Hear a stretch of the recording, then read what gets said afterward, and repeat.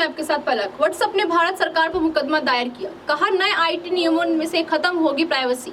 WhatsApp ने भारत सरकार के खिलाफ दिल्ली हाई कोर्ट में केस फाइल किया है, जिसमें आज से लागू होने वाले आईटी नियमों को रोकने की मांग की गई है। मैसेंजर ऐप ने कहा है कि एक नए नियमों से यूजर्स का प्राइवेसी टू राइट कमजोर होगा। व्हाट्सएप ने भारत सरकार के खिलाफ दिल्ली हाई कोर्ट में एक केस फाइल किया है, जिसमें आज से लागू होने वाले नए आईटी नियमों को रोकने की मांग की गई है। व्हाट्सएप बेनाम भारत सरकार का केस मंगलवार 25 मई को फाइल किया गया है। मैसेंजर ऐप ने कहा है कि नए नियमों से यूजर्स की प्राइवेसी प्रभावित होगी। दरअसल केंद्र सरकार ने 25 मई 2021 को भारत के इलेक्ट्रॉनिक्स और आईटी मंत्रालय की तरफ से डिजिटल कंटेंट को रेगुलेट करने के लिए 3 महीने के भीतर कंप्लायंस अधिकारी, नोडल अधिकारी आदि को नियुक्त करने के निर्देश दिए थे। इन सभी का कार्य क्षेत्र भारत में होना जरूरी है। सरकार द्वारा दिए गए आदेश के तहत कंपनियों को कंप्लायंस अधिकारी को नियुक्त करना होगा और उनका नाम और उनका कॉन्ट्रैक्ट एड्रेस भारत का होना अनिवार्य है। चैट को ट्रेस करने के लिए कहना फिंगरप्रिंट की जानकारी मांगने जैसा व्हाट्सएप की तरफ से जारी किए गए बयान में कहा गया है कि सरकार के नए निर्देशों में चैट ट्रेस करने की बात कही गई है और एक तरह से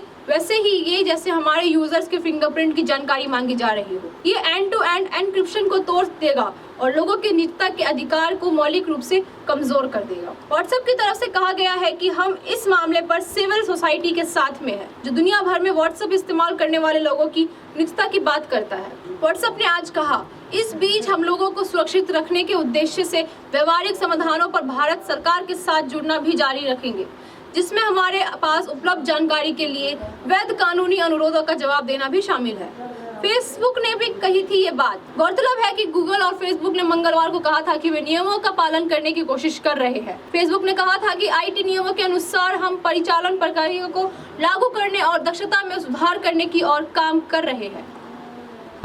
हम हमारे प्लेटफॉर्म पर लोगों को स्वतंत्र रूप से और सुरक्षित रूप से खुद को व्यक्त करने की क्षमता के लिए प्रतिबद्ध है। ऐसे ही तमाम खबरों की जानकारी के लिए चैनल से जुड़े रहे। चैनल को लाइक करें, सब्सक्राइब करें और शेयर करें। बेल आइकन को दबाना ना भूलें। धन्यवाद।